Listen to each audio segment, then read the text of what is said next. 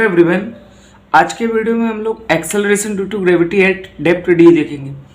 तो ये आज अपना ग्रेविटेशन का टोटल 6th वीडियो है। तो मैंने एक्सेलरेशन ड्यू टू ग्रेविटी में पहले in general acceleration due to gravity बताया ही था, फिर मैंने एट हाइट एच बताया। अब अपने को acceleration due to gravity at depth d देखना है, ठीक है। तो सबसे पहले हाइट एच के बारे में थोड़ा सा मैं बता दे रहा हूँ, उसके फॉर्मूलेस के बारे में। हाइट एच के केस में क्या फॉर्मूला था, अगर अर्थ से हाइट एच पे अपने को एक्सेलरेशन ड्यू टू ग्रेविटी निकालना है तो उसके केस में क्या फॉर्मूला है। उसके केस में फॉर्मूला है कि g h is equal to g not into r upon r plus h the whole square. ये फॉर्मूला तो यूनिवर्सल है, सब पे हर जगह अप्लाई होगा। लेकिन जब मैं ये बात करता हूँ कि हाइट जब बहुत ही कम हो रेडियस से, रेडियस ऑफ अर्थ से बहुत ही कम हो तब आप ये फॉर्मूला लगाएंगे g h is equal to g not into 1 minus 2h by r. मतलब कि लगभग 320 किलोमीटर, जैसे अर्थ का रेडियस कितना होता है 6400, तो 5% कितना हुआ 320 किलोमीटर तक लगभग ये फॉर्मूला अप्लाई होगा। उसके बाद ये फॉर्मूला अप्लाई नहीं होगा, जबकि ये फॉर्मूला हर जगह अप्लाई होगा, ठीक है। और परसेंटेज डिक्रीज क्या बताया था एक्सेलरेशन ड्यू टू ग्रेविटी के बारे में, 2h बाई आर इंटू 100। तो ये तो हो गया हाइट के केस में। अब अपने को यही सब सेम चीज़ है डेप्थ के केस में देखना है। जब हम डेप्थ की बात करते हैं तो डेप्थ के केस में जो जी डी आता है वो G not into 1 minus D by R आता है। आर क्या है, radius of earth. Small D क्या है, depth from the surface of the earth, ठीक है। अब ये जो फॉर्मूला है ना, ये ऑल केसेस में एप्लीकेबल है। हाइट के केस में मैंने क्या बोला था, हाइट के केस में ए वाला जो फॉर्मूला होता है ये तो सिर्फ 5% तक लगता है 320 किलोमीटर, लेकिन डेप्थ के केस में ये फॉर्मूला ऑल केसेस में, और हाइट के केस में ए वाला फॉर्मूला जो होता है वो ऑल केसेस में होता है, और ए वाला सिर्फ 5%। और डेप्थ में ऐसा कोई फॉर्मूला नहीं इस तरीके का, डायरेक्ट यही वाला है जो कि ऑल केसेस में, ठीक है। तो ये क्या है, g d is equal to g not into 1 minus D by r, ठीक है। जबकि हाइट के केस में 5% वाला क्या था, g h is equal to g not into 1 minus 2h by r. अब अपने को जी वर्सेस डिस्टेंस का ग्राफ देखना है from centre of the earth to surface and at height h. Graph कैसा होगा, सॉलिड स्फीयर की तरह सेम होगा। कैसे बनेगा ये ग्राफ, ये ग्राफ कुछ इस तरह होगा, जी वर्सेस डी का। सॉलिड स्फीयर का ग्राफ ऐसे होता है ना, सरफेस तक, सॉलिड स्फीयर के सरफेस तक क्या आता है, स्ट्रेट आता है, डायरेक्टली प्रोपोर्शनल होता है, और उसके बाद अचानक से क्या होता है, ऐसे डिक्रीज हो जाता है, ठीक है। और अगर मान लो जो जी है वो आपको मॉड में दिया है तो आप ऐसे भी बना सकते हैं, ठीक है।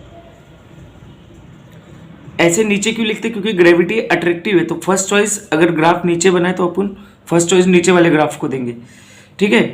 तो ये बन गया graph same as a solid sphere, ठीक है। अब एक सवाल जो डाउट आता है लोगों को वो मैं बताता हूँ कि क्या है, पता है। एक जैसे मैं क्या बोलूँगा, अगर मैं हाइट पे जा रहा हूँ तो क्या ग्रेविटी डिक्रीज होता है, बरोबर। डेप्थ में जा रहा हूँ तो भी ग्रेविटी डिक्रीज होता है। तो फिर कुछ बच्चे एक ऐसा दिखाते, सर ये तो इंक्रीज हो रहा है। तो इंक्रीज तो सेंटर से हो रहा है ना, सरफेस तो ये है ना, ए वाला जहाँ आ रही है सरफेस है, सरफेस तो देखो ना डिक्रीज हो रहा है। सरफेस से मैं सेंटर पे जा रहा हूँ तो डिक्रीज हो रहा है, और सरफेस से मैं हाइट पे जा रहा हूँ तो भी डिक्रीज हो रहा है, ठीक है। तो याद रखना, जो इंक्रीज आपको दिखता है ना ये वाला, वो सेंटर से इंक्रीज होते हुए दिखता है, लेकिन जब सरफेस से देखेंगे तो क्या दिखता है, वो सरफेस से वो डिक्रीज ही होता हुआ दिखता है, ठीक है। अब अपने को देखना है कि परसेंटेज डिक्रीजिंग क्या होता है। अगर ग्रेविटी 1% डिक्रीज होती है तो कितने हाइट पे डिक्रीज होती है और कितने डेप्थ पे डिक्रीज होती है। तो ये अपने को थोड़ा मोड़ा निकालना है ताकि अपने को इसमें नॉलेज हो, डेप्थ नॉलेज हो जाए, ठीक है। तो इसको निकालते हैं। अगर 1% पे डिक्रीज निकालना है तो कैसे निकालोगे, 2h बाई आर इंटू 100 बताया था ना मैंने, ठीक है। मान लो ये 1% डिक्रीज हो गया, ठीक है। तो आर कितना है, 2 बाई 6400 इंटू 100 इंटू एच, ठीक है। 1 तो है ही, तो क्या हो जाएगा, क्या ये 100 से गया तो 64, ये क्या 2 बाई 32, और 1 इंटू 32 कितना होता है, हाइट कितना आ गया 32 किलोमीटर पे 1% हाइट क्या होती है, 1% ग्रेविटी डिक्रीज हो जाता है। डेप्थ के केस में बात करें तो क्या होता है, डी बाई आर इंटू 100, ठीक है। 1% निकालना है, डी कितना है, डी तो निकालना है अपने को, डी बाई 6400 इंटू 100, तो ये कितना आ जाएगा 64, तो डी की वैल्यू क्या आ जाएगी 64 किलोमीटर। तो डेप्थ में जब हम 64 किलोमीटर जाएंगे तो 1% ग्रेविटी डिक्रीज होगी, और हाइट में जब 32 किलोमीटर जाएंगे तब 1% डिक्रीज होगी। फिर 2% कब डिक्रीज होगी हाइट में, 64 किलोमीटर पे, डेप्थ में 128 किलोमीटर पे, 3% कब डिक्रीज होगी, 96 किलोमीटर पे, ठीक है। जबकि कितने डेप्थ में वो 3% डिक्रीज होगा, 64, 3 जा 192 किलोमीटर पे।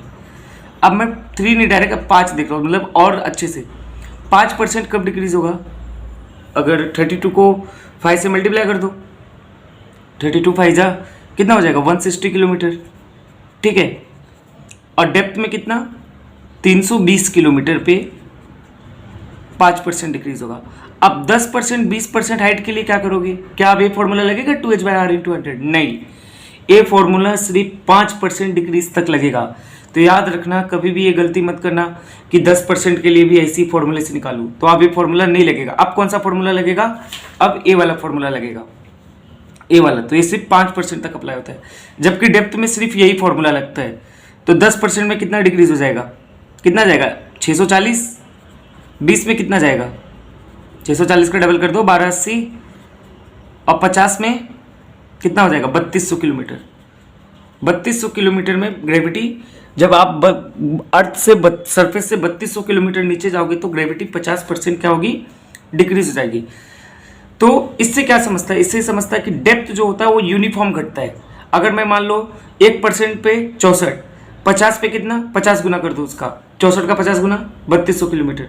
तो डेप्थ तो यूनिफॉर्मली परसेंटेज के हिसाब से गिरता है, जबकि हाइट यूनिफॉर्मली सिर्फ आप 5% तक गिरा सकते हो, और भी कौन से फॉर्मूले से, इस फॉर्मूले से। 1% पे कितना, अगर 32 किलोमीटर हाइट गया तो 1% डिक्रीज होगा, 64 तो 2, 96 तो 3, 160 तो 5। अब ऐसा मत बोल देना 320 to 10, नहीं, अब 2h/r × 100 का फॉर्मूला नहीं लगेगा, अब ये वाला फॉर्मूला लगेगा। तो ये मैंने आपको थोड़ा सा इसका अच्छे से आपको बता दिया कि मतलब समझा दिया कि हाइट और डेप्थ को कैसे पैरामीटरली नापते हैं, ठीक है। अब आगे अपने को कुछ सम्स देखते हैं। पहला सम है, सम्स भी देखेंगे और एमसीक्यूज भी देखेंगे, ये भी एमसीक्यू की फॉर्म में ही पूछता है, बस मैंने यहाँ ऑप्शंस नहीं बनाए, ठीक है। तो देखते, find relation between height h and depth d from the surface where the acceleration due to gravity is same. यहाँ बोल रहा है कि हाइट h और डेप्थ d में रिलेशन बताना है, जब सरफेस से जहाँ दोनों, चाहे उस हाइट, एक पर्टिकुलर हाइट h पे, एक पर्टिकुलर डेप्थ d पे, दोनों जगह ग्रेविटी, अगर दोनों जगह ग्रेविटी सेम है, acceleration due to gravity same है, तो इन दोनों के बीच का रिलेशन क्या होगा। तो कैसे लिखेंगे इसको, इस तरह से लिखो ना, ΔG/g into height is equal to ΔG/g depth, ठीक है। क्या आ जाएगा ये 2h/r - 2h/r × 100 is equal to d/r × 100। 100 से 100 चटक गया, r से r चटक गया, माइनस से माइनस चटक गया, आफ्टर चटका चटकी d is equal to 2h। मतलब जब अगर हाइट के 32 किलोमीटर पे 1% डिक्रीज होगा तो डेप्थ के कितने पे, 64 पे। देखो ना, वही तो दिख रहा है, डेप्थ तो डबल पे 1% डिक्रीज होगा। देखो ना, जब हाइट के 32 किलोमीटर पे 1% डिक्रीज होता है तो डेप्थ के 64 पे क्यों, देखो ना, depth is equal to 2h, d is equal to क्या है 2h। तो आपको ये रिलेशन याद होना चाहिए, ठीक है। आगे देखते क्या बोल रहा है, if a weight of a person is 100 newton at surface of the earth then find its weight at height r/2 and at depth r/2 from the surface. अब इस सम में अपने को ये देखना है कि दोनों में अपने को डेप्थ में भी बताना है, r/2 डेप्थ में नीचे गया और r/2 हाइट ऊपर गया, तो वेट में क्या फर्क आएगा अगर सरफेस पे 100 न्यूटन वेट है। एक मुझे बात बताओ, अगर सरफेस से आपको r/2 हाइट ऊपर जाना है, मतलब कितना हाइट हुआ है, लगभग 3200 किलोमीटर हुआ ना, तो क्या 3200 किलोमीटर हाइट पे आप 2h/r का फॉर्मूला लगा सकते हैं, नहीं। तो आपको कौन सा फॉर्मूला लगाना है, ए वाला, GH is equal to G0 into r/r+h the whole square, ठीक है। तो ऐसे लिख सकते हैं इसको mgh, क्योंकि वेट दिया है ना, mg0 into r/r+h the whole square. mgh आपको निकालना है w आपको पहले से यहाँ दे दिया है 100, r/r+r/2 का होल स्क्वायर, तो w is equal to r/3r/2 का होल स्क्वायर, r से r चटक गया तो क्या आएगा, w कितना है 100 इंटू 2/3 का होल स्क्वायर, तो कितना आ जाएगा 100 इंटू 4/9, तो 400/9 न्यूटन आएगा, ठीक है।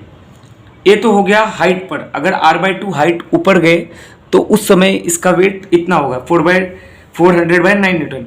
और अगर डेप्थ की बात करें तो डेप्थ में मैं डायरेक्ट आंसर बता सकता हूँ। डेप्थ में जाएंगे तो इसका r/2 अगर आप नीचे जाओगे 3200 किलोमीटर नीचे जाओगे तो क्या 50% जी डिक्रीज हो जाता है, मतलब कि 50% वेट भी क्या होगा, डिक्रीज होगा। तो डेप्थ में आप आंसर डायरेक्टली बता सकते हैं। जैसे अगर आप डेप्थ में 1600 किलोमीटर नीचे गए तो कितना हो जाएगा, 75 बचेगा सिर्फ। क्यों? क्योंकि 25% जी डिक्रीज होगा। देखो ना इधर डेप्थ में क्या क्या है, r/2 नीचे जा रहा है डेप्थ में, तो क्या है r/2 मतलब क्या 3200 किलोमीटर, तो डायरेक्ट कितना डिक्रीज होगा, 50% डिक्रीज होगा। तो अगर इसका वेट 100 है तो कितना आ जाएगा, 50 न्यूटन आ जाएगा। सॉल्व भी करके देख लेते। इसमें तो एक ही फॉर्मूला है, यही वाला universal formula, g0 into 1 minus d/r। तो क्या इसको ऐसे लिख सकते हैं, mgd is equal to mg0 into 1 minus d/r। mg0 अपने को दिया हुआ है 100 इंटू 1 माइनस डी तो दिया हुआ है r/2, डेप्थ नीचे गए, डिवाइड बाय r। r से r क्या हुआ, चटक गया, 100 इंटू 1 माइनस 1/2।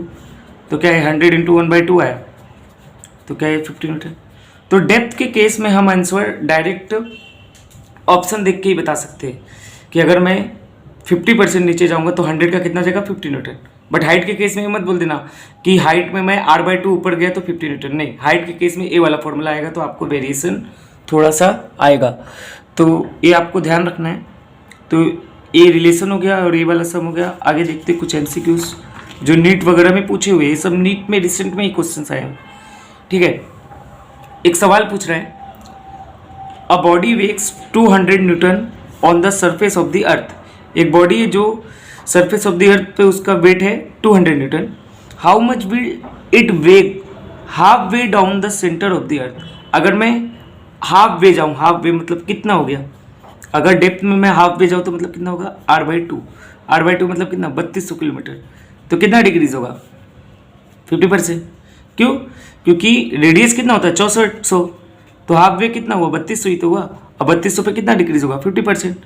तो अगर ग्रेविटी 50% डिक्रीज होगी तो वेट भी तो 50% डिक्रीज होगा, मतलब 200 का आधा कर दो, मतलब 100 न्यूटन। इसको सॉल्व भी करके देख लेते, वही सेम तरीका है यार। mg0 is equal to mg0, ये देखो ना ऐसे होता है ना, gd is equal to g0 into 1 minus d/r।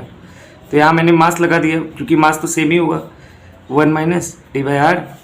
mg0 200 दिया हुआ है, 1 minus r/2 divide by r, r से r चटक गया तो 200 इंटू 1 माइनस 1/2, तो 200 इंटू 1/2 तो कितना आ गया, 100 न्यूटन।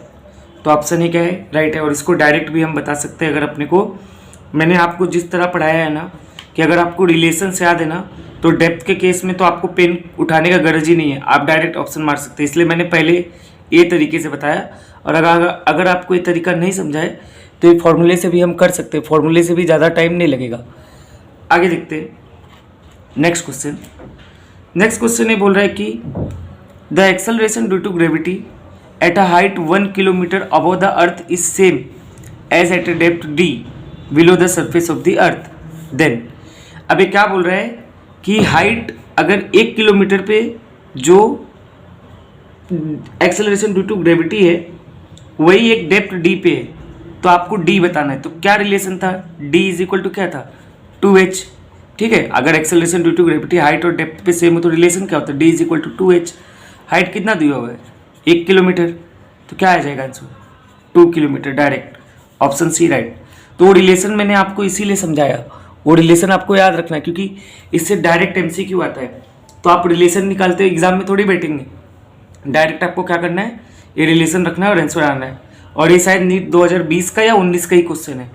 तो ऐसे ही सिंपल क्वेश्चन आते हैं, अपने को ज़्यादा कुछ एक्स्ट्रा नहीं करना है। नीट में सिंपल ही क्वेश्चन आते हैं, इसलिए अपने को सिंपल ही क्वेश्चन करने हैं।